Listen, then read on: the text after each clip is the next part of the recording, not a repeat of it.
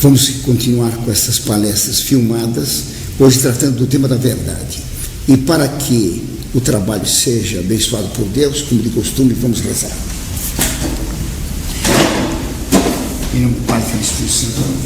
Ave Maria, cheia de graça, o Senhor é convosco, e sois vós das mulheres, bendito é o fruto do vosso ventre, Jesus. Santa Maria, Mãe de Deus, rogai por nós pecadores, agora e na hora de nossa morte. Amém. Auxílio Cristo. Em nome do Pai, Filho e Espírito Santo. Amém. Obrigado, professor. Nós vamos então começar a gravação dessa segunda aula. A quinta aula do legado, em vez de ser a segunda. Nós decidimos tratar do problema da verdade nesse momento para fazer um teste. Nós decidimos gravar aqui na sede da Monfort em vez no estúdio, um ambiente que pareça mais natural devido ao apelo dos nossos alunos virtuais. E gostaria de começar essa aula agradecendo a família Arias por ter adotado esse DVD que nos permitiu contratar o pessoal de filmagem e continuar com o projeto Legado, que visa levar uma série de videoaulas para todos os católicos do Brasil e do mundo, para que eles possam ser melhor formados e aqueles que não são possam se converter. Essa aula é o que fundamenta toda a atividade da Monfort, porque se não existe verdade, não faz qualquer sentido ensinar, não faz qualquer sentido ter um certo de polêmica. Por isso decidimos colocá-la, antecipando a ordem, como uma segunda aula. E espero que vocês aproveitem, que nos enviem dúvidas caso surja alguma questão, como nos enviaram sobre as provas da existência de Deus, e que todos vocês possam aprender a amar cada vez mais Nosso Senhor e poder defendê-lo com mais convicção e com mais argumentos. Muito obrigado.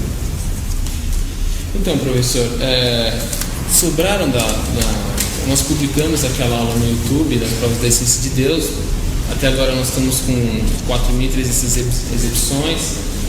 Foram multiplicados DVDs pelo Brasil. Algum deles chegou até a ser passado num seminário com grande sucesso. Mas surgiram algumas dúvidas, alguns questionamentos. Então, uma primeira pessoa perguntou o seguinte para nós aqui. Ele contra-argumentou dizendo que o que é evidente pode ser provado sim. O que o senhor tem a dizer para esse internauta que deixou essa dúvida para nós? Em primeiro lugar, devo agradecer a pergunta, porque toda pergunta, por mais simples que seja, é sempre útil, porque não só elucida a pessoa, mas permite elucidar muitos outros que ficaram com a dúvida na cabeça. Então foi dito que há duas coisas que nos podem provar: o evidente e o mistério. O mistério é aquilo que Deus revelou, que está acima da nossa capacidade intelectual de compreender. Por exemplo, a unidade e a Trindade de Deus, a encarnação, paixão e morte do nosso Senhor Jesus Cristo. O evidente não se pode provar, porque aquilo que é evidente se vê. Eu não posso provar que haja alunos aqui assistindo minha aula. É evidente que há. Eu não posso provar que estou sentado. É evidente que estou. Quando há evidência, se dispensam as provas. Uma prova exige uma demonstração com raciocínios lógicos. Por exemplo, eu posso provar que a soma dos ângulos internos de um triângulo forma 180 graus. Então, para isso se faz uma série de raciocínios, é o teorema de Tales, se não me engano, que comprovam que A mais B mais C em qualquer triângulo, os ângulos internos do triângulo, formam 180 graus. E se prova com raciocínio. Não há raciocínio que prova que eu estou em São Paulo. Isso é evidente. Tá claro? Então, se alguém quiser provar o que é evidente, precisa fazer um esforço grande. É uma falta de compreensão do que quer dizer a palavra evidente. É o que se vê. O que se vê não se prova, se vê. Bem, qual é a outra pergunta? Bem, e uma segunda pessoa perguntou o seguinte: tá bom, professor, considerando essa lógica de que Deus é criador de tudo e que ele tem todas as qualidades inatas, como é que há o mal? Então Deus criou o mal? Como é que é isso? Essa pergunta é bastante interessante, porque é a pergunta que fundamenta todas as doutrinas gnósticas. Todas as doutrinas gnósticas começam com isso. De malum, de onde vem o mal? O mal aí está tomado como substantivo, o mal. O mal seria então uma substância, um ente criado por Deus. Ora, tudo que Deus faz é bom, então o mal não pode existir. Se existisse o mal, diz Santo Agostinho, ele teria um bem, que seria a existência, então não seria absolutamente mal. O mal absoluto não tem possibilidade de existência. O que a pessoa pergunta é sobre o mal moral. O mal moral é uma ação, um ato, não é um substantivo, não é uma substância. Há verbos maus: roubar, assassinar, mentir, caluniar, difamar. São verbos que indicam uma ação má. A ação não tem uma substância. O substantivo que tem substância. Deus não criou verbos, Deus criou substâncias, criou seres concretos no universo. Todo o universo é formado de seres com matéria e forma. O universo visível, o universo invisível dos anjos, eles também têm uma substância espiritual. Então, tudo que Deus fez, substantivamente, é bom. Deus não podia ter criado o mal, porque ele é bom. O mal pode existir moralmente. Por exemplo, roubar é um mal. O que significa roubar? Roubar é colocar um bem menor acima de um bem maior. Roubar significa pegar uma coisa boa, o dinheiro. O dinheiro é bom, tanto que até se trabalha para tê-lo. Se fosse mal, nós não procuraríamos trabalhar para tê-lo. Está claro? Ninguém busca o mal em si mesmo. Se se trabalha pelo ter dinheiro, o dinheiro é bom. A propriedade das pessoas são chamados os bens da pessoa. As propriedades são bens, não são males. Roubar é apossar-se do bem alheio. Está claro? O ladrão, ele quer um bem menor, uma propriedade, o dinheiro, uma casa, e coloca isso acima de um bem maior, a justiça. Então, o que é roubar? Roubar, podemos fazer uma equação. Roubar é igual a uma fração em cima, o bem menor, o dinheiro, embaixo, o bem maior, a justiça. Roubar é inverter a ordem dos bens. Tudo que existe, portanto, é bom. A inversão da ordem dos bens é que é o mal moral, não o mal metafísico. Não existe nenhum ente metafisicamente mal. E o diabo seria um ente mau? Ele é mau moralmente. Lúcifer, o principal dos demônios do inferno, Lúcifer, ele tem uma inteligência angélica extraordinária, ele tem uma vontade firmíssima, só que ele usa essa inteligência extraordinária e essa vontade fortíssima para desordenar os bens, para fazer o mal moral. Mas ele, enquanto ser, é bom, por isso ele gostaria de não ser. Toda a tragédia de Lúcifer, a morte eterna que Lúcifer sofre, é por isso. Ele odeia o Deus que o criou, que fez o ser bom. E ele, vendo em si mesmo o bem que ele odeia, ele gostaria de não ser, porque ele odeia existir, porque existir é um bem. Foi Santo Agostinho que provou que o mal absoluto não existe. Dizia Santo Agostinho no livro Contra Maniqueus: se o mal absoluto existisse como ser, ele teria um bem, o da existência, porque existiria um bem. Se o mal absoluto existisse, ele teria o bem da existência. Logo, não seria mal absoluto, porque teria um bem, que é a existência. Logo, o mal absoluto, enquanto o ser, não existe. O mal, enquanto o ser, não existe. Não existe a mentira absoluta e não existe o feio absoluto. Metafisicamente, todos vocês são belos. Imagine que consolo, porque esteticamente vocês precisam ver a paisagem lá de cá, assustadora. E eu calculo que a paisagem do lado de lá de um velho careca e com sobrancelhas desse tipo seja também assustadora. Então, não pretendo ser belo esteticamente. Não uso botox. Isso é contra os padres que usam botox para aparecer nos shows missas, nos shows de entrevista na televisão. Tá ótimo. O valor de um homem não é ser belo esteticamente. O valor é ser bom, moralmente, ser verdadeiro, tendo a fé verdadeira. Então, todo homem é belo, todo ser é belo metafisicamente, porque belo é a verdade mais o bem. E, portanto, todo ser, sendo verdadeiro enquanto ser, sendo bom enquanto ser, todo ser é belo enquanto ser.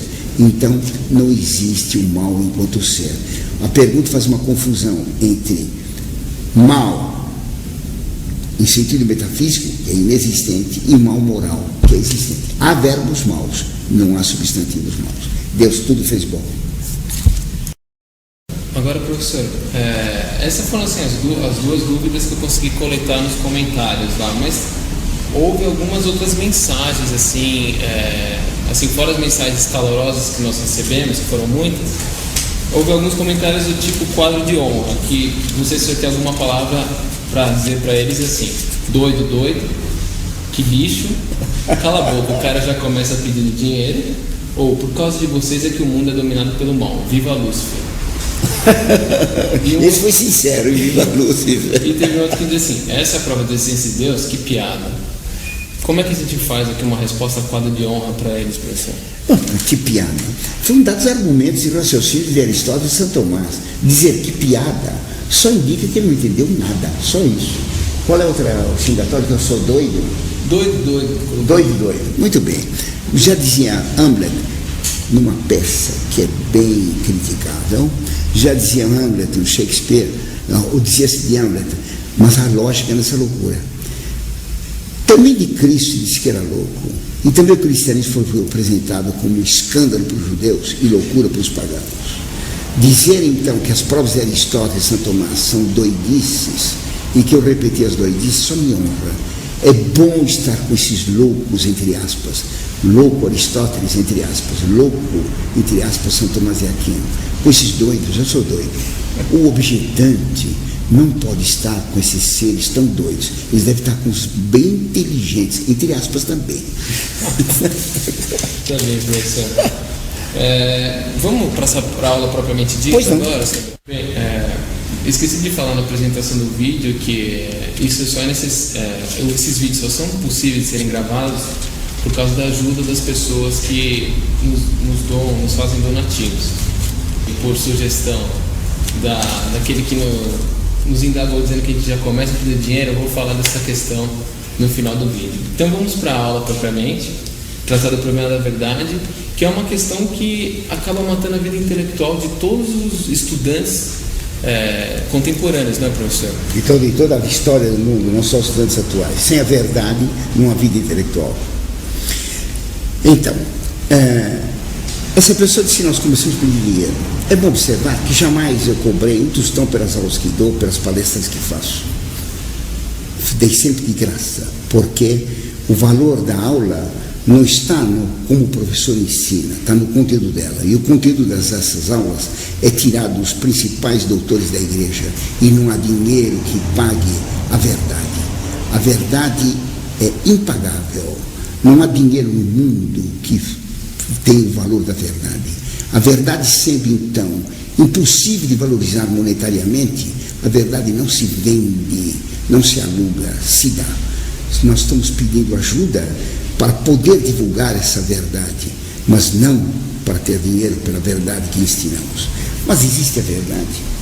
Esse é o problema que vamos tratar hoje, porque todo o século XX faz essa pergunta idiota. Mas a verdade existe. Pilatos já tinha perguntado isso para Cristo, a verdade encarnada. Mas que é a verdade? Hoje em dia, se a gente for ver as listas de alunos nas aulas, o nome que mais aparece é Pilatos. Nas faculdades há Pilatos por todo lado, na internet, na televisão, por todo lado.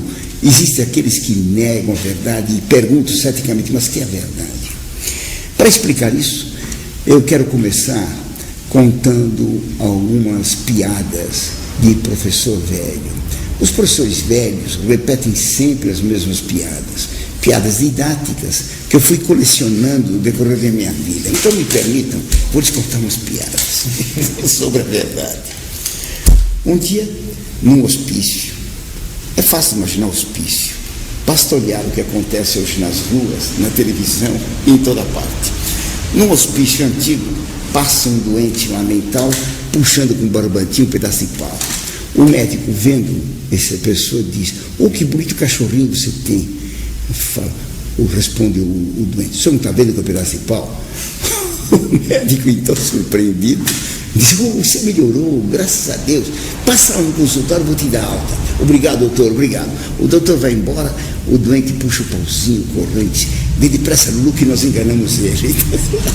Para aquele doente que é então o débil mental, um louco. O pedaço de pau é pedaço de pau e é Lulu ao mesmo tempo. O louco é aquele que nega o princípio de identidade do ser. Pau é pau, Lulu é Lulu. Para ele não. Pau é cachorro, cachorro é pau, ao mesmo tempo. Vem depressa, Lulu, que nós enganamos ele. Tá claro? Pois o século XX parece-se louco. Conto dizer outra.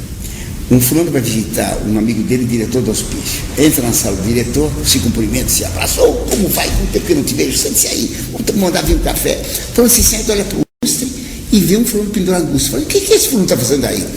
Ah, ele é louco, ele pensa que é lâmpada. Mas tira ele daí. Eu não, diz o diretor, vou ficar no escuro. Quer dizer, o diretor era mais louco do que o homem pendurado no lustre. O que são esses dois loucos? São aqueles que afirmam a contradição do ser, a mentira. Negam a objetividade da verdade e negam a identidade do ser enquanto tal. Negam que todo ser é metafisicamente verdadeiro. Negam o vero do ser, por isso causa riso. Nega-se o vero do ser. Um outro louco diz, eu sou Napoleão, e passeia pelo hospício com a mão no peito. O outro diz, coitado, é louco, ele não sabe que Napoleão sou eu. Quer dizer, um grande debate no hospício, quem é Napoleão lá dentro? Está claro? Assim, essas piadas brincam com a mentira metafísica. O ser não é idêntico a si mesmo, é pau e cachorro. Fulano é José e é Napoleão ao mesmo tempo, enquanto o ser é aquilo que ele é. O que mais se escuta hoje em dia é a afirmação: a verdade não existe. Nas escolas se diz isso, os professores dizem isso, a verdade não existe. Mas então o que está ensinando o professor? A mentira. Porque se a verdade não existe, o que ele está ensinando é mentira. Ele está ensinando a verdade não existe. Então, isso é verdade ou é falso? Ou é verdadeiro ou falso? Ou é correto ou é falso? Está claro? Uma vez um professor marxista insistia com alunos meus, era uma classe de 6ª série ginasial, insistia com os alunos dizendo que a verdade não existe, negando a existência da verdade. O aluno se queixou comigo, etc. Eu ensinei para ele, então, o dilema posto por Santo Tomás de modo muito prático. Levantar a mão e dizer, professor, o senhor permite? Pois não, o que você quer? Se a verdade existe, quer dizer que você está falando uma mentira? O professor caiu que nem um pato. Sou atrevido, estou dizendo a verdade, mas então a verdade existe. Porque a afirmação, a verdade não existe, ela é autodestrutiva, é uma frase suicida. Se a verdade não existe, se essa frase é certa, está aí a única verdade que podemos crer. A verdade não existe, mas então ela existe nessa frase. Se a frase é falsa, então a verdade existe. Nas duas pontas do dilema, a verdade não existe. Essa frase, ou é certo ou errado. Se é certo, daí é verdade. Se é falso, a verdade existe. Nas duas pontas da verdade, a conclusão é a verdade existe. É um dilema biscornuto do qual não há saída. Então, só o tolo diz, a verdade não existe, porque ao afirmar isso, ele pretende estar dizendo a grande verdade, que a verdade não existe. Entretanto, se ensina nas escolas. Mais ainda, nas escolas se ensina, cada um tem sua opinião, que não existe verdade. Oh, mas então seria muito cômodo. Se cada um tem sua opinião, eu gostaria de ter um professor de história que me dissesse isso. Cada um tem sua opinião. Quando ele me perguntasse quem descobriu o Brasil, eu diria para ele, quem descobriu o Brasil foi meu tio. Ele saiu do porto de Palos, na Sibéria, atravessou o deserto do Saara, subiu no Everest, que está no meio do Saara, e declarou lá em cima, como é pro bem de todos, felicidade geral da nação, ligou o povo que aqui eu fico. Depois, ele o Oceano Atlântico, e chegando no Alasca, no Oceano Atlântico, ele, olhando para o horizonte, disse, terra à vista, e declarou descoberto o Brasil no dia 43 de dezembro do ano 4.327,15. Mata o professor errado. É minha opinião, é a minha verdade, é o que eu acho. Se cada um acha o que quer, como é que pode marcar errado a minha resposta? Toda resposta tem que ser considerada como verdadeira. Se não há verdade, tudo é verdade e tudo é falso. É nessas contradições que o mundo atual se debate. se nega a verdade com a maior disfarçatez. Vocês vejam, por exemplo, os nossos políticos. Os nossos políticos, normalmente seguidores do marxismo, eles acabam negando a existência da verdade. Verdade não existe como ensina, como mente na Bíblia da imbecilidade do ódio, que é a obra de Marx, como mente Marx, a verdade não existe. Cada um pensa o que quiser, não existe verdade nenhuma. Os políticos negam essa verdade. Depois, nas CPIs, obrigam a jurar que se diga somente a verdade. E eles lutam para saber a verdade dos fatos. Mas se não existe verdade, para que a CPI? Para que tribunal se não existe verdade? Se não se chega a verdade nenhuma, feche-se os tribunais, feche-se as escolas, cale todo mundo a boca, feche os congressos, imagine. Porque tudo que o deputado diz é mentira, não existe verdade. Quer dizer, uma loucura. Claro que tem que manter abertos os tribunais, tem que manter-se abertas as escolas, tem que se manter abertos os corpos legislativos, porque a verdade existe. Se não existe a verdade, não se pode falar mais nada. Os que negam que eu estou ensinando a verdade, calem-se, porque eles estão falando a mentira. Claro, a verdade existe e ela é negada por esses doutores de dúvida. Isto que leva ao fracasso e ao descrédito de todas as escolas. Ninguém crê em mais nada. Tudo é falso, tudo é mentira, tudo é opinião, tudo é palpite. Nada é certo. Professor, se você me permite, pois não.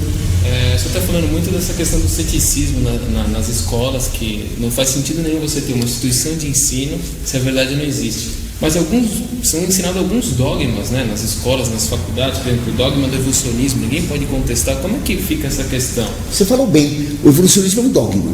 Não há prova nenhuma que do chimpanzé veio o Zé. Mas se do chimpanzé veio o Zé, a consequência é como se do chimpanzé veio o Zé, do Zé tem que vir o super Zé. Isso é o nazismo. É do evolucionismo de Darwin, que jamais deu uma prova da evolução. Jamais. É que vem o evolucionismo. E se acredita que todas as coisas estão em constante mutação. Quando eu disser caneta, ao terminar de pronunciar a terceira sílaba, tá, o K já mudou. A primeira sílaba já não é mais. A caneta já teria mudado. Então não tenho nenhuma possibilidade de conhecer o que é este objeto. O objeto está em constante mutação pela evolução absoluta, que é a base de todo o sistema darwinista. O objeto está em constante mutação, em constante evolução. A minha inteligência também estaria em constante evolução, como duas nuvens que se encontram. A minha inteligência é uma nuvem em mutação, o objeto uma nuvem em mutação, uma nuvem evanescente. Como é que a minha inteligência pode fotografar o objeto e ter uma ideia do objeto? Impossível. É o marxismo. O marxismo nega toda a ideia de verdade objetiva. Então, é o evolucionismo que produz também esse ceticismo. Não é só ele. O idealismo, o subjetivismo do idealismo alemão, difundido pelo romantismo dominante em todo o mundo hoje, é que leva à negação completa da verdade. Então, não se crê na verdade, mas se crê no dogma. Existe evolução. E isto é absolutamente certo. Essa é a verdade. Mas então a verdade existe. Se evolucionismo é verdadeiro, a verdade existe. E ela está no Darwin. Está no chimpanzé que virou Zé. Aguardemos chegar o super Zé. Ele tentou chegar já de bigodinho e fazendo Auschwitz. Graças a Deus, foi varrido da história. Muito bom. Então. Mas então, professor, o que é a verdade? Bem, é do evolucionismo, desse ceticismo, que chegou esse relativismo universal. Tudo é relativo. Relativo. Tudo é relativo. Relativo a quê? Por exemplo, esses livros com relação à mesa estão em cima da mesa. A mesa está embaixo. São entre esses seres. Mesa e livros é uma relação. Entre eu e vocês, eu estou dando uma palestra, vocês estão assistindo. Há uma relação. Eu estou de frente para vocês, vocês estão de frente, vocês estão de frente para mim. Há uma relação de professor ensinando e alunos ouvindo. Esta é uma relação. Entre eu e meu pai, há uma relação. Do meu pai para mim, paternidade. De mim para ele, filiação. Tudo é relativo. O relativo implica uma relação de dois seres. Se tudo é relativo a quê? Tem que existir um absoluto. Não se pode afirmar tudo relativo sem cair na consequência seguinte: essa frase, tudo é relativo, é um valor absoluto. Mas então nem tudo é relativo, existe o absoluto dessa frase. Se tudo é relativo, tem que ser relativo a um absoluto realmente existente. Esse relativismo leva à incerteza geral, tá claro? Que é verdade. Eu tinha dito no começo que Pilatos fez essa pergunta para Cristo: a verdade encarnada. Provaremos isso quando falamos da processão do verbo. A verdade, que é a verdade? Já no tempo de Cristo, o ceticismo que havia dominado a Grécia decadente se estendera por todo o mundo e se perguntava o que é a verdade. Foi isso que destruiu o Império Romano. Se eles não tinham certeza da objetividade da verdade, do direito romano, da lei romana, da pax romana, eles não tinham mais motivo de governar o mundo. E quando eles deixaram de crer na verdade da lei, do direito, Roma decaiu, foi destruída. O que é a verdade? Quem definiu a verdade? Pode ficar sossegado os que são anticatólicos. Quem definiu a verdade de modo muito claro foi um filósofo judeu do século X, Isaac Israeli. Foi ele que disse: vive Isaac Israeli, que disse uma grande verdade. Como é que ele definiu verdade? A verdade é a adequação da ideia ao objeto. É o objeto que determina a ideia.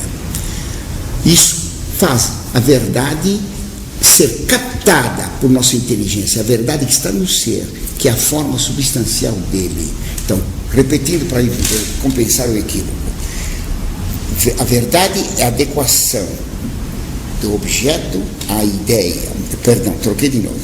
A verdade é a adequação da ideia ao objeto. Nossa inteligência fotografa o objeto. A minha ideia tem que ficar adequada ao objeto. E quando faz isso, eu tenho a verdade daquele objeto. Está bem claro agora? Bem, então, essa definição de verdade, ela é absolutamente correta. Se eu fotografo com uma máquina fotográfica esse copo de água e você fotografa o mesmo objeto, nós temos o mesmo objeto fotografado por duas máquinas. É isso que nos permite conversar.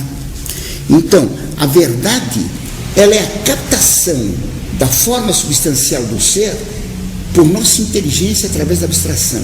É como uma fotografia do ser na minha inteligência. O ser passa para a minha inteligência em forma de ideia, o ser real. É o ser que determina a ideia, está claro? É a ideia, então, é a captação disso. A verdade, então, é uma só. Todo mundo capta a mesma ideia. Uma vez eu explicava isso para um professor que veio me entrevistar em casa. E eu não conseguia compreender essa questão da objetividade da verdade e que todos nós temos a mesma fotografia do objeto conhecido. Está claro que sempre a nossa ideia fica adequada ao objeto, correspondente ao objeto conhecido.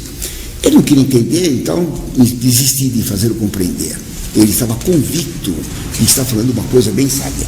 Bem, aí nós estávamos na sala de visita, tem um jogo de xadrez grande lá, ele mudou o assunto. Ele disse: professor, você joga xadrez? Eu falei: jogo. Vamos jogar xadrez? Eu falei: pois não.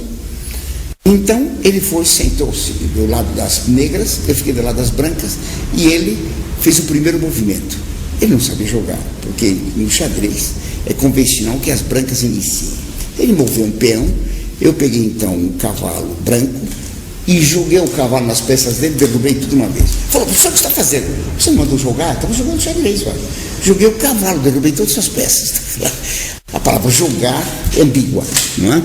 Se é possível jogar xadrez, se ele tem uma ideia das peças diferente daquela que eu tenho, se eu tenho uma ideia das peças e ele tem outra ideia, se a fotografia que eu tenho das peças em minha mente é diferente da fotografia que ele tem das peças na mente dele, não é possível jogar, porque a torre ele vê como o quê? Copo de sorvete. Eu estou com sorvete na então, aquilo que eu vejo como peão, ele vê como cavalo. O que eu vejo como cavalo ou como burro, ele vê como doutor universitário. Quer dizer, não dá para jogar xadrez dessa maneira. Conta-se que teve um jogador brasileiro, que eu não me lembro direito o nome, que dizia que ele jogava sem saber de que lado ele estava. pegava na bola e marcava o gol. Chegou a seleção brasileira, sábio, não sabia de que lado estava. Quanta gente hoje não sabe de que lado está? Acho que que nem o Garrincha, não sabia de que lado estava, só apontava, é para lá, então ele ia com a bola naquela direção, mas ele não sabia qual era o time dele. Não sei se é verdade, mas se não é ver, bene trovato, se cada um de nós tivesse uma fotografia da realidade, nós não podemos fazer nada, tá claro? Eu ia pegar um ônibus, não sei se é ônibus, vai ver que não é ônibus, é um camelo que está passando, vou tomar um copo d'água, será que é água? Nada, como é que eu posso pedir do restaurante uma feijoada? Você não pode me trazer macarronada e dizer, não, na minha opinião isso é feijoada. É a opinião nisso que vale. Confusão total. O mundo virou um hospício. Virou um hospício? Virou um hospício. Virou um hospício desde o subjetivismo, do romantismo e do idealismo alemão. Nós vamos ver agora um outro ponto que seria as características da verdade. Pois não. Eu só queria fazer uma intervenção, porque normalmente quando essa discussão está acontecendo, a pessoa dá o seguinte argumento, que a palavra, a coisa é designada em diferentes línguas por sons diferentes e que, portanto, seria relativo nesse sentido, né? Claro. Essa é sempre uma questão muito clássica. Claro, ótimo, ótimo. Essa pessoa está confundindo a palavra com a ideia. Um aluno meu uma vez foi à Europa, estava na Itália, com profissão de alunos meus. Lá no restaurante de manhã cedo, foram tomar o café da manhã. Estava lá o garçom italiano, todo formal, com o guardanapo pendurado no braço esquerdo, todo gentil, e seguindo para o meu aluno, falou, burro. O meu aluno tomou um susto, porque pensou que estava chamando ele de burro. Burro em italiano quer dizer manteiga. Estava perguntando se ele queria manteiga. O meu aluno ficou, não sabia italiano, ficou perplexo. O garçom de novo gentilmente, burro. Um susto. Aí alguém explicou, burro em italiano quer dizer manteiga, você quer manteiga? Burro, burro. Não é porque em italiano manteiga se diz burro e no Brasil se diz manteiga, que na Itália eles pegam um animal burro e passam no pão. Não tem cabimento, parece que tem um dicionário. A palavra pode ser diferente, a ideia é a mesma. A ideia que os têm de manteiga é a mesma que a nossa, embora eles chamem manteiga de burro e nós chamamos a manteiga de manteiga. Essa relatividade das palavras é que faz muita confusão. Hoje em dia, sábio é aquele que diz a verdade. No outro tempo tem outro nome, parecido com manteiga em italiano. Pois não, tem outra pergunta? Por isso que é possível fazer tradução, né? Claro, a tradução vem daí, mas a ideia é a mesma, óbvio. É uma confusão entre a palavra material, a vibração sonora e as letras que transmitem essa palavra. O conteúdo que está na palavra, que é a ideia do ser. Manteiga, a mesma ideia em português que burro em italiano. Burro em português é um quadrúpede que relincha, claro. Normalmente via no pasto. Hoje em dia, na Itália, burro é algo produzido pelo leite que se passa no pão, no breakfast. E meu aluno não sabia a diferença entre burro em italiano e burro em português, tá claro? Há muita gente que parece manteiga em italiano. Professor, a gente acabou então de ver que alguns pontos bastante importantes que dão a direção dessa discussão sobre a verdade. A primeira delas é que existe uma contradição lógica na sentença, a verdade não existe. Depois nós vimos algumas implicações práticas disso, que não faz sentido ter escolas, instituições de ensino, se a verdade não existe, nem mesmo tribunais que visam auferir a verdade de um caso para aplicar a justiça. Mas então, pensando um pouco no que o senhor falou da questão do xadrez, quais seriam assim as características da verdade? Então, a verdade, em primeiro lugar, ela é una. Eu expliquei agora há pouco que nossa inteligência funciona como máquina fotográfica.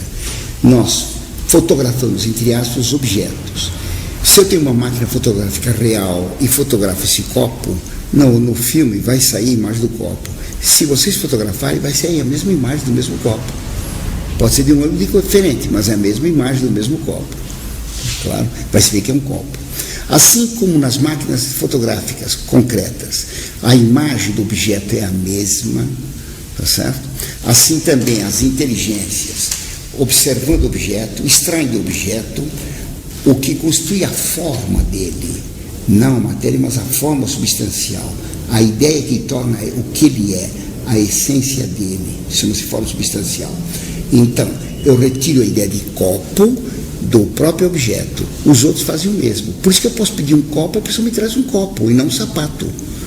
A pessoa traz um copo porque entende a ideia de copo como eu a entendo. Por isso nós podemos pedir no restaurante uma comida e o garçom traz aquela comida e não outra.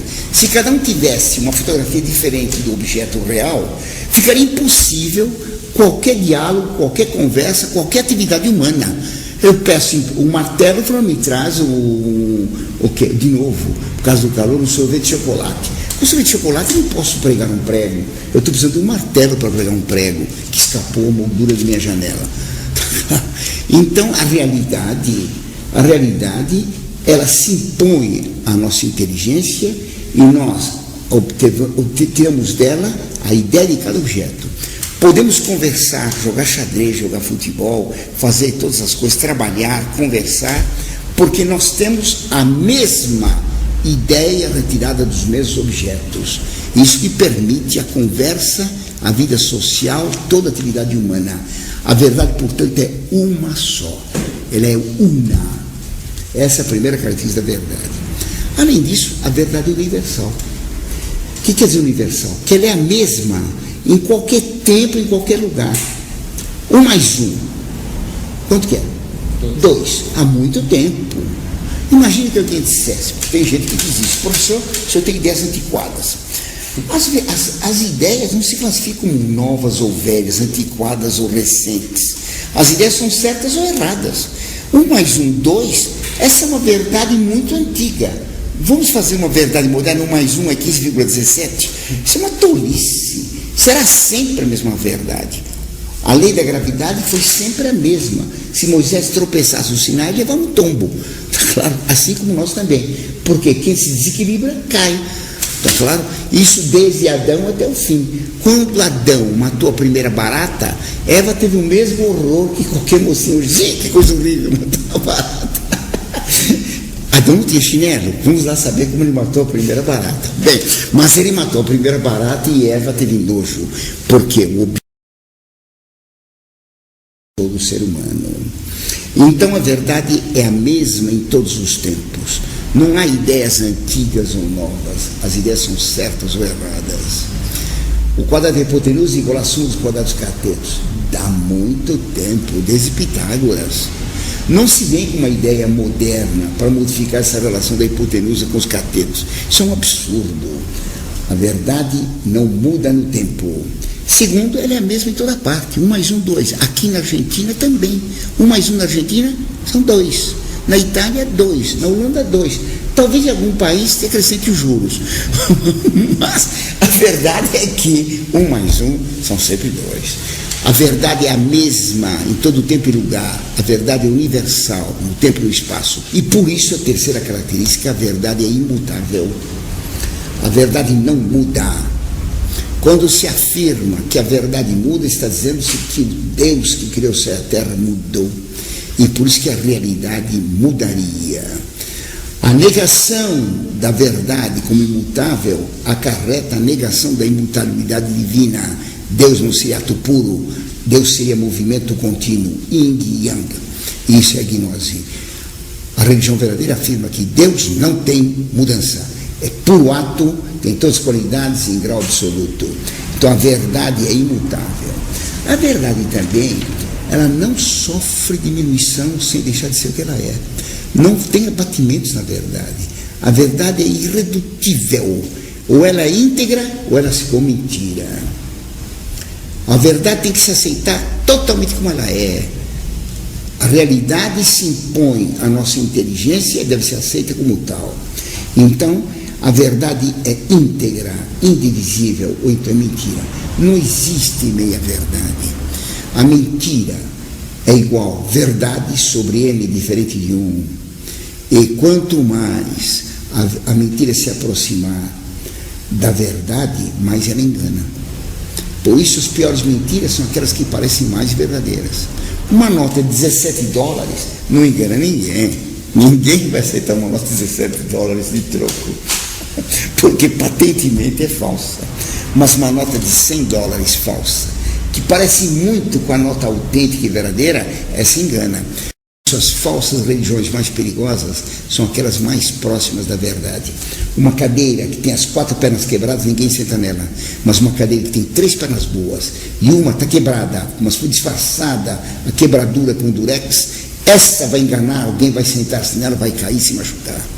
Quanto mais uma coisa parece verdadeira, mais ela é mentirosa. A pior mentira é que mais se assemelha à verdade. Finalmente, uma última característica da verdade é que ela é objetiva e não subjetiva.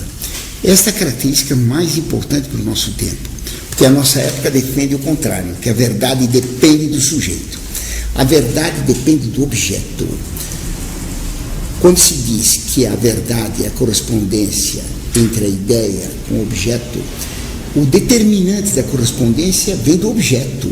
É o objeto que produz a ideia, não é a ideia que produz o objeto. A ideia do sujeito conhecedor, Orlando está conhecendo esse copo, esse conhecimento, a ideia que eu faço do copo é que gera em mim, o objeto que gera em mim a ideia, não é a minha ideia que produz o copo. Se minha ideia produzisse o copo, oh meu Deus, então quem faria esse copo aqui ser de ouro e ficava rico imediatamente. Está claro? Se fosse a ideia que produzisse a realidade, todo doente estava curado. É só ter ideia que estava curado, pronto, está curado. Isso é um absurdo. A realidade não muda pela ideia. A realidade se impõe à nossa inteligência. É a realidade que se impõe ao nosso intelecto e não o contrário. Então a verdade é objetiva. Para o mundo atual, proveniente do subjetivismo e do idealismo alemão, proveniente das ideias de Kant, Fichte, Schelling, Hegel e os outros idealistas, para o mundo atual, formado por essas ideias difundidas depois pela arte romântica, é o sujeito que produz a realidade. Eu conto para vocês 2 exemplos. Uma vez um amigo meu, americano, discutia com um colega sobre a existência da verdade. Eles estavam almoçando na casa de um deles. Então o dono da casa dizia que a verdade é objetiva, ou dizia que não, o que vale a opinião de cada um. E não houve jeito de convencer o outro, porque a mentira se agarra à nossa inteligência como uma ostra no rochedo. Então não houve jeito, eles saíram para ir para o trabalho. Foram para o carro, pegaram uma autoestrada, e quando estavam na autoestrada, tá claro, havia 2 pistas. O que defendia a verdade objetiva passou o carro para a contramão. Certo? O outro disse: está na contramão. O quê? Está na contramão. O quê? Na contramão. Está vindo um caminhão lá. O quê? Aquele caminhão está vindo em nossa direção. Ah, é um caminhão, você disse? Eu não acho. Na minha opinião, não é caminhão. Não existe nada lá. E acelerou em direção ao caminhão. O caminhão começou a tocar aquelas buzinas estridentes, berrando desesperado. O outro disse: sai da pista, volta para o lado. O outro disse: não tem nada, é sua opinião, a minha opinião é que não tem caminhão. Foi até o fim, no final ele deu um puxão na direção e salvou. O outro estava suando em bicas. Então você compreendeu que a verdade objetiva, o caminhão não depende da minha opinião nem da sua, o caminhão existe em si mesmo. Não é a minha ideia que cria o caminhão. O caminhão da trombada está chegando contra o meu subjetivismo. Outro exemplo. Uma vez eu tive que estudar sobre o romantismo. Então peguei um livro lá do Benedetto Croce. E o Benedetto Croce dizia: a beleza, ela é real. O fato artístico é real, porque não é fato físico. Todo fato físico é falso. Toda a realidade física é falsa. A única coisa verdadeira é artística. A única coisa verdadeira é o imaginado. Um absurdo.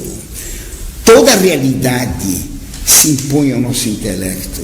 A verdade é a correspondência da ideia ao objeto. É o objeto que impõe a ideia ao nosso intelecto, e não o contrário. Para o subjetivismo proveniente dos filósofos idealistas alemães, é a ideia que eu faço que produz a realidade. Isso é um absurdo. Então, o mundo é aquilo que eu imagino, é aquilo que eu penso. A realidade não existe, eu crio uma realidade com minha imaginação. Vocês estão imaginando assistir uma aula do professor Orlando, pura imaginação, vocês estão inventando o professor Orlando que não existe. Nada existe, só existe a ideia do sujeito. É o subjetivismo completo. Cada um então faz uma ideia da sua realidade, cada um tem a sua verdade, é o que se ensina nas escolas. Se cada um tem a sua verdade particular, pessoal, subjetiva, então não existe a verdade enquanto tal, cada um tem a sua. E o pior é que esse pessoal quer dialogar. Como dialogar se cada um tem sua verdade? Se eu tenho minha verdade, se tem a sua, não há troca de ideias possível. Não existe. Cada um tem a sua e está acabado. Só podemos dialogar se temos as mesmas ideias da realidade. Se eu peço um copo d'água, você me traz um copo d'água, que tem a mesma ideia de copo d'água e do pedido, me dá um copo d'água.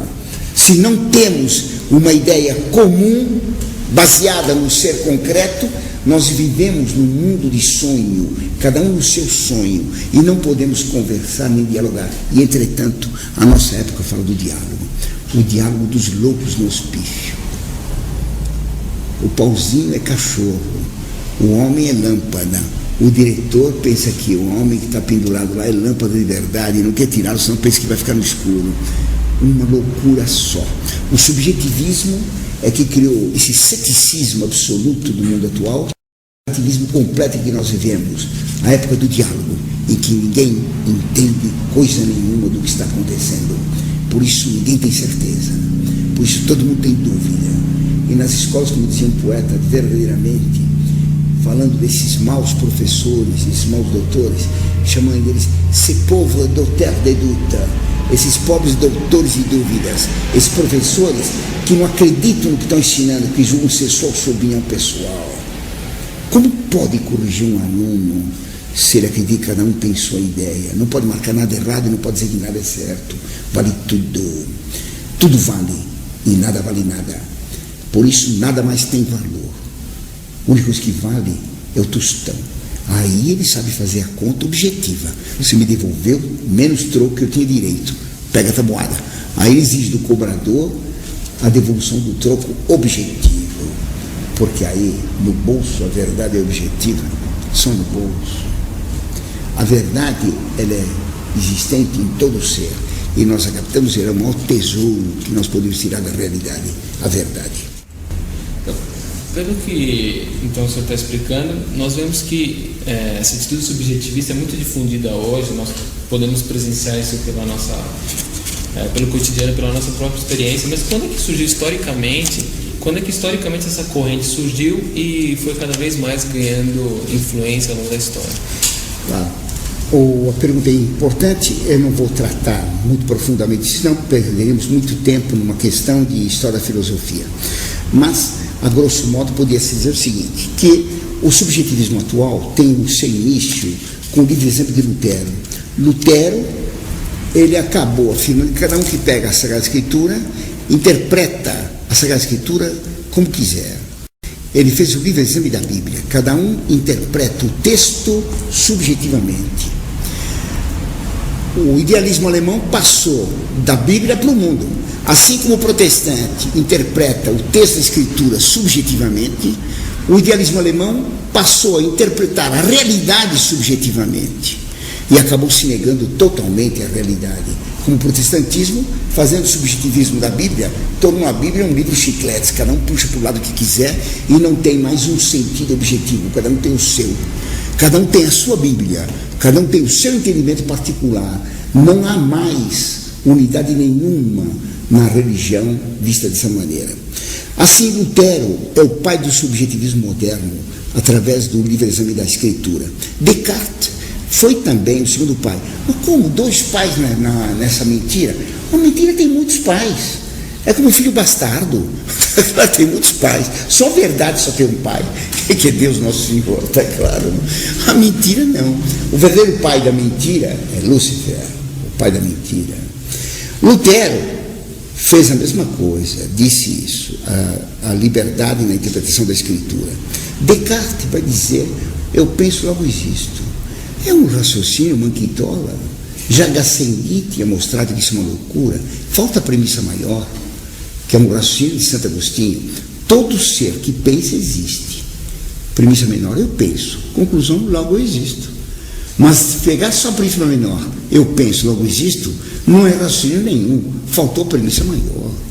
É um raciocínio aleijado, não tem cabimento. O que queria dizer Descartes? A realidade depende do meu pensamento. O meu pensar produz a existência. E é daqui que veio o idealismo alemão. É o pensar de cada um, é o intelecto que produz o objeto, não é o objeto que produz a ideia. Mas a minha ideia produz o mundo. Foi Deus que pensou a realidade e a fez. Quando o idealismo alemão diz, quando Descartes, o idealismo alemão, colocam a fonte da realidade no pensamento do eu, estão dizendo, cada homem é Deus. Deus é que pensando, luz fez a luz, pensou o homem e fez o homem. Para Descartes, era o pensamento do eu que produzia a realidade. Para o idealismo alemão, a mesma coisa. Cada um tem sua verdade. O que eu penso que a coisa é, ela passa a ser. Se eu disser que o feio é belo, passa a ser belo. Picasso seria belo. Quando Picasso diz que tudo que ele fez foi feio, que ele queria fazer o feio e queria destruir a beleza. Mas para os tolos subjetivistas, procuram a mentira, até nos quadros de Picasso, dizendo que aquilo é belo. Uma vez perguntar uma repórter para o Picasso, o que significa o seu quadro? O que significa meu quadro? Não significa nada. É contra a verdade do ser, não significa coisa nenhuma. Nós queremos destruir a beleza, diziam os artistas modernos. É então de Lutero, de Descartes, que veio o subjetivismo do idealismo alemão, Kant, Fichte, Schelling, Hegel e os demais. Foi esse subjetivismo que Napoleão e a Revolução Francesa impuseram. Napoleão com a baioneta, a Revolução com a guilhotina. Napoleão espalhando as leis da Revolução Francesa por toda a Europa. Ele fez o bloqueio continental, proibindo vir mercadorias na Inglaterra. Ele decretou o bloqueio intelectual, impondo a baioneta por toda parte, o subjetivismo, que é ensinado hoje nas nossas escolas, sem medo das baionetas de Napoleão, mas de medo da maioria. Porque todo mundo tem sua verdade, mas todo mundo é escravo da maioria e tem medo de ficar sozinho defendendo a sua verdade ou a verdade, mesmo que ele saiba que ela é a única verdade. Seria preciso distinguir agora a verdade em vários sentidos. Eu expliquei a definição de Isaac Israeli, que a verdade é a correspondência entre a ideia e o objeto. Nessa correspondência, quem é determinante é o objeto que produz a ideia. Essa chama-se a verdade lógica que existe no nosso pensamento. Mas isto aqui é verdadeiramente vidro. E por ser verdadeiramente vidro, este ser, este ente, tem uma verdade.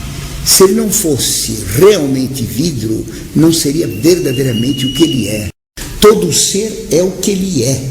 E todo ser sendo o que ele é, ele tem uma verdade metafísica nele. A verdade lógica é a captação da realidade do ser pela ideia. Mas a verdade ontológica, a verdade do ser, é que aquele ser é realmente o que é aquele ser. Passou um carro, aquilo é realmente um carro, é um carro verdadeiro.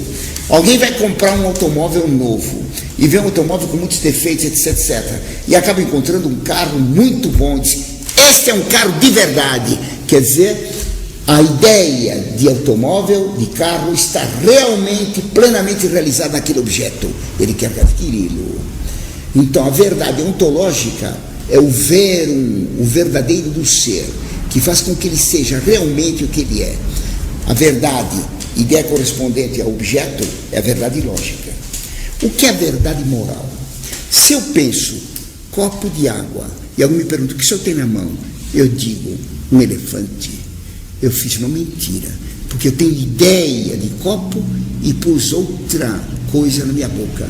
Há uma contradição entre aquilo que eu afirmei como verdade e o que eu penso como verdade. Isso chama-se mentira. Quando eu expresso aquilo que eu penso, isto é a verdade moral. Então, eu estou dando uma aula sobre a verdade. Eu penso que é assim e digo assim. É uma verdade moral. Então, distinguimos aqui 3 tipos de verdade. A verdade ontológica, que é a correspondência do ser ao que ele é. é o vero do ser. A verdade lógica, que é a correspondência entre ideia e objeto, que explicamos no começo, com a definição de Isaac Israeli. E a verdade moral, que é a não contradição entre o que se afirma e aquilo que se pensa. Quando há contradição, nós temos a mentira moral. Muito bem. O que é o fundamento da verdade? O fundamento da verdade está no vero do ser. A ideia que eu tenho de copo de vidro, está fundamentada na realidade desse ser. O fundamento da verdade lógica está no vero do ser. A essência da verdade, a sua formalidade, está na ideia correspondente ao objeto, é a verdade lógica. A manifestação da verdade está no juízo que emito. Isto é um copo de água, um copo de vidro com água. Esta é a manifestação da verdade. Então devemos seguir o fundamento, a essência da verdade e a manifestação dela. Todo ente, para ser verdadeiro, ele tem que corresponder àquilo que Deus pensou ao fazê-lo, ao criá-lo. Assim, eu tenho um cavalo. Este cavalo corresponde à ideia que Deus teve de cavalo antes da criação na sua inteligência. Deus eternamente conhece todas as coisas. Ele pensou luz e fez a luz. Pensou o cavalo e fez o cavalo. Pensou taturana e fez a taturana. Tá certo? Pensou ornitorrinco e fez aquele bicho esquisito. Mas aquele bicho esquisito corresponde à ideia de ornitorrinco na mente divina. Então, todo ser, metafisicamente, tem uma correspondência com a ideia em Deus. Em Deus, a verdade é antissubjetiva. E ele produz o objeto exatamente de acordo com o que ele pensou. Há uma correspondência entre o objeto criado, o ser criado, e a ideia que Deus teve dele. Mas aí, é a ideia que Deus teve que determinou o ente criado. É o contrário do que em nós. Nós, vendo o objeto, retiramos a ideia dele. A nossa ideia corresponde ao objeto, que corresponde à ideia em Deus. Portanto, a minha ideia corresponde com a ideia de Deus através da verdade. Eu me uno à inteligência divina através da aceitação da realidade tal qual ela é. Eu vou repetir o exemplo. Deus pensou o cavalo e fez o cavalo. Claro? Eu vejo cavalos e tenho ideia de cavalo. O cavalo existente corresponde à ideia que Deus teve. Nessa correspondência, o determinante é a ideia de Deus. A verdade subjetiva em Deus é que produziu a realidade. Eu vendo o cavalo, tiro ideia de cavalo, e minha ideia corresponde ao objeto.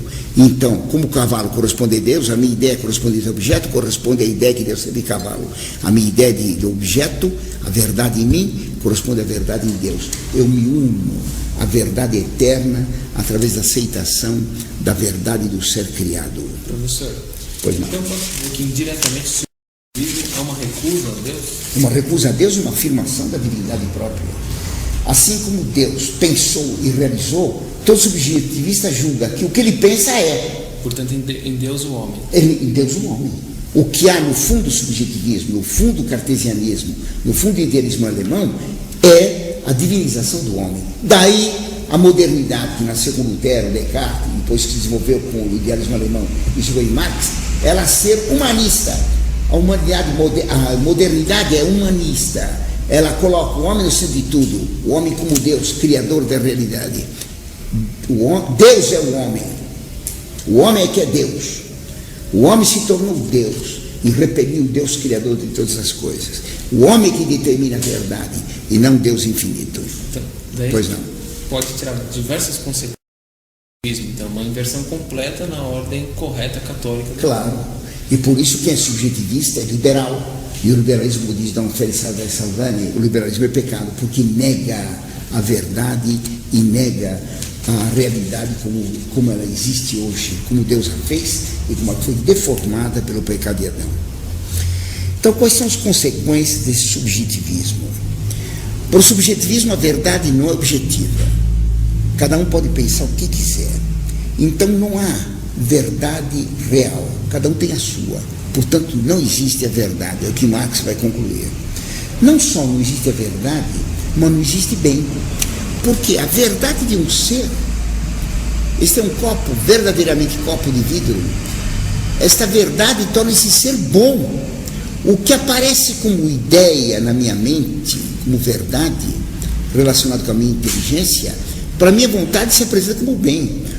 O bem na vontade, o bem desejado, é a verdade do intelecto.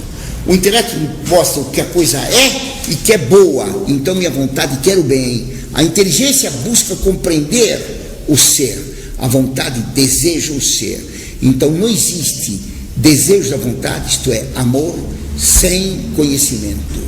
Ninguém pode gostar de chorar no avesso, porque chorar no avesso não existe. É a verdade que determina o amor. Por isso não existe caridade sem a fé. Por isso é absurdo afirmar que na heresia pode ter santidade. Não pode haver caridade sem a fé. Hoje, os padres modernos falam tanto em amor, amor com 2 R's ou 4, o amor, mas eles negam a necessidade de conhecimento do bem para querer o bem. Amar é querer o bem, e só pode se querer o bem conhecendo o bem. Não existe, então, conhecimento, se não há verdade, não há conhecimento do bem. Não existe bem e não existe amor. Porque o mundo atual nega a verdade e tem que negar o amor. Fala-se tanto de amor, nunca ouvi tanto ódio, nunca ouvi tantas guerras, nunca ouvi tanta violência, nunca ouvi tanta desavença, tanta iniquidade. E se não há verdade, não há bem, o subjetivismo vai negar a terceira consequência, a existência da beleza. A beleza objetiva não existe. Cada um tem seu gosto. Uma afirmação ridícula, porque beleza é uma coisa, gosto é outra. A beleza é sempre bela e sempre desejável como boa e verdadeira. O gosto pode ser educado ou mal educado. Alguém pode ter mau gosto, está claro? É claro que nós podemos ter gostos variados. Então nós podemos escolher entre belezas, um preferir uma, um preferir outra, conforme a proporcionalidade daquele tipo de beleza com o tipo de nossa alma. Mas ninguém pode preferir o feio ou o belo. O mau gosto não torna a coisa que se gosta bela. O belo é sempre amável, o feio nunca. Se alguém gosta do feio, tem um mau gosto. Mas para o mundo atual não há beleza objetiva. A beleza corresponde a padrões. Corresponderia a padrões, a modas, como se não existisse aquilo que os antigos gregos tinham descoberto, aprendendo dos egípcios, uma beleza objetiva, baseada nos números e que é imutável. Os números que determinam a beleza continuam válidos até hoje. O número de ouro determina a proporção do rosto, a divisão disto por isso, 1618. Em mim não, que sou feio.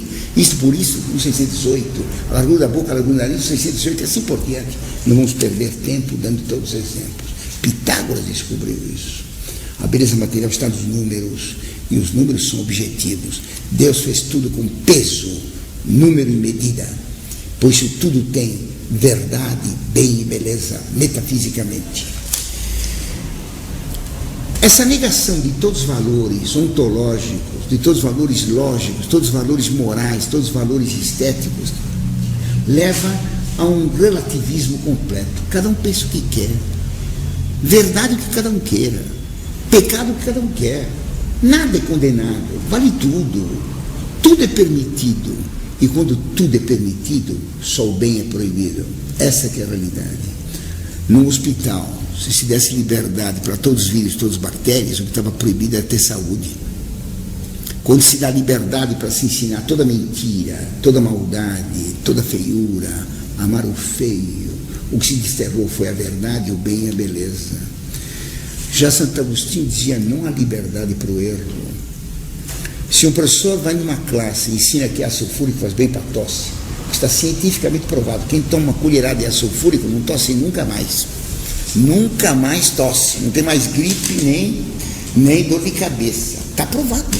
Tomou ácido sulfúrico não fica mais doente. Morre, né?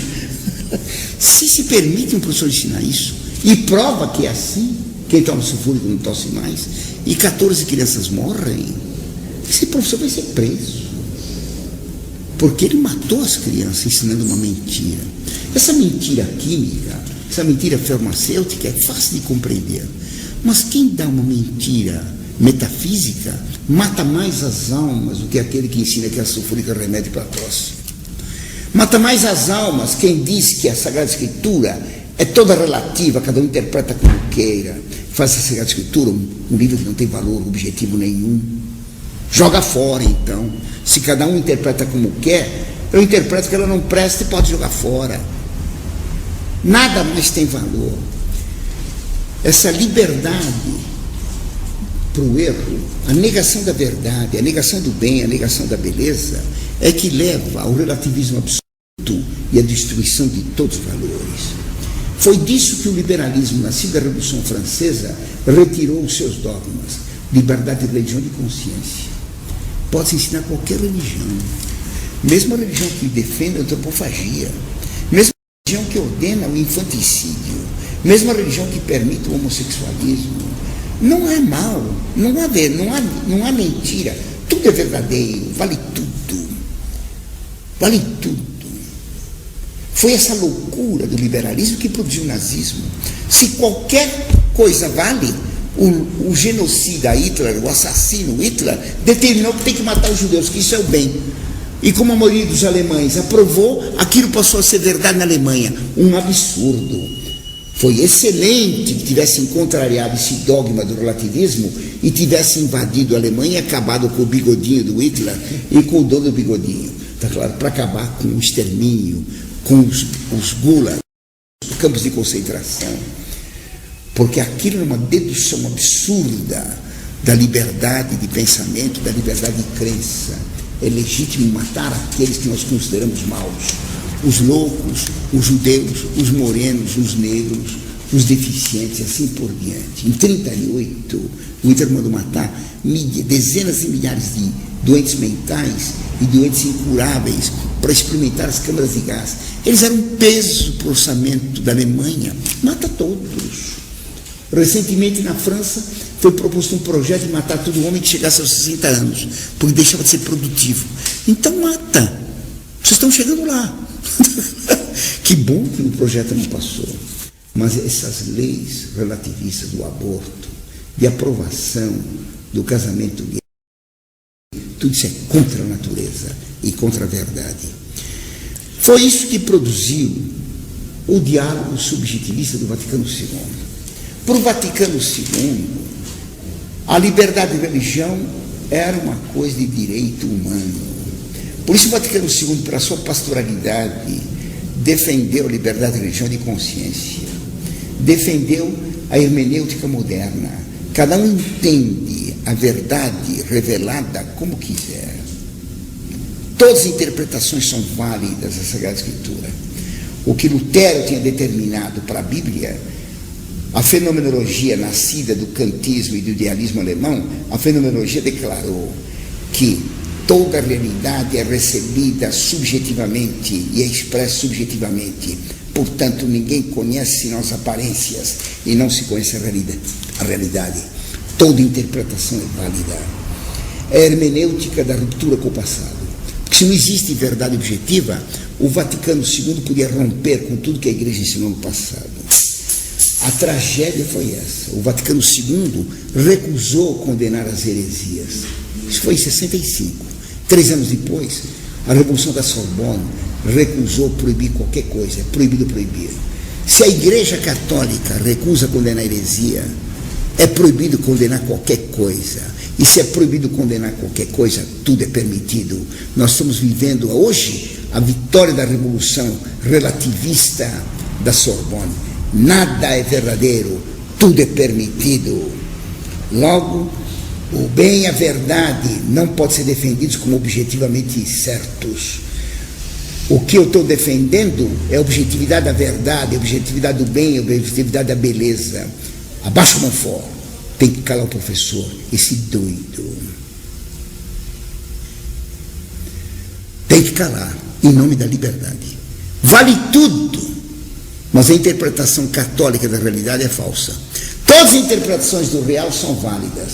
A interpretação católica não presta. Contradição absoluta.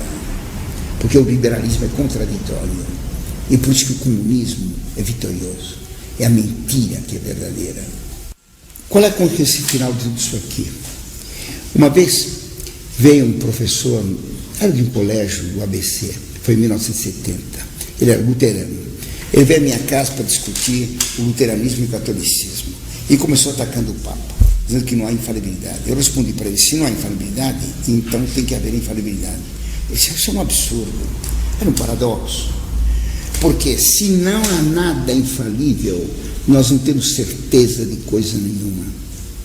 E se não temos certeza de coisa nenhuma, nós estamos vivendo num areal movediço no qual nós afundamos e vamos ter uma morte intelectual e uma morte ontológica completa. Isso é um absurdo.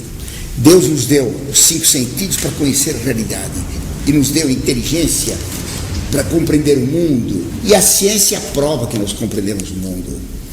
Mas é claro que todo homem é sujeito a erros, e não, nesse areal movediço tem que ter uma pedra absolutamente imóvel, que não pode errar, e foi por isso que a verdade encarnada estabeleceu: Pedro, tu és pedra, e sobre esta pedra edificarei minha igreja, e tudo que ligares na terra será ligado no céu, tudo que desligares será desligado no céu.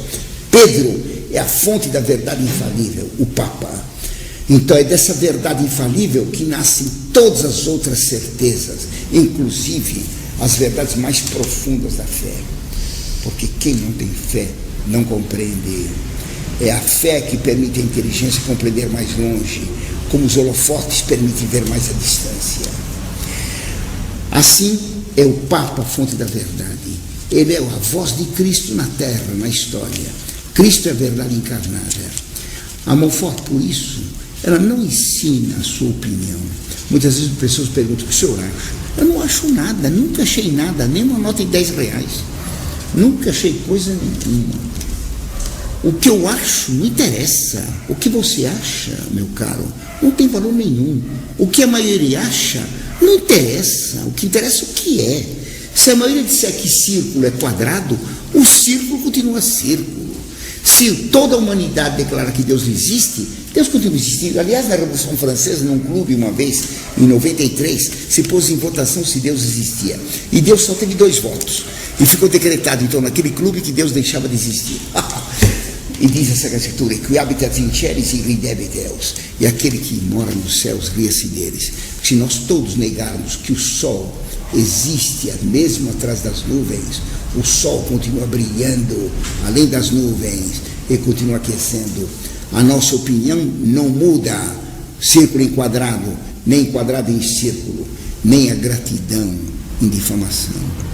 Não há possibilidade de unir o círculo e o quadrado num ente só. Não há possibilidade de unir o bem e o mal. Não há possibilidade de unir o feio e o belo.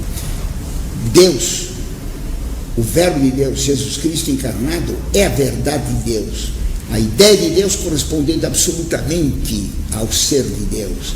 Esta ideia se encarnou, a verdade se encarnou e disse: eu sou o caminho, a verdade e a vida, o meio para alcançar a verdade para atingir o fim, a vida eterna.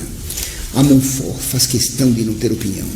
A Montfort faz questão de repetir a verdade que a igreja sempre ensinou no catecismo, nos documentos papais, aquilo que ficou patente na Sagrada Escritura, interpretado pela voz infalível de Pedro na história, o Papa.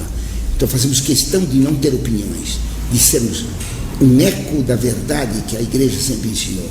E se for para dizer outra coisa, se for para esquecer a verdade, que minha língua se apodreça na minha boca, que minha língua se prenda ao paladar e que eu morra antes que eu diga mentira. Professor, o senhor gostaria de dizer mais alguma palavra para os nossos alunos virtuais aí da internet, para se despedir deles? Com muito gosto. Eu fico muito satisfeito de gravar essas aulas para ajudar mais pessoas que eu possa. Eu tenho bastante idade e não posso me deslocar tanto. Viajo por toda parte para dar aulas.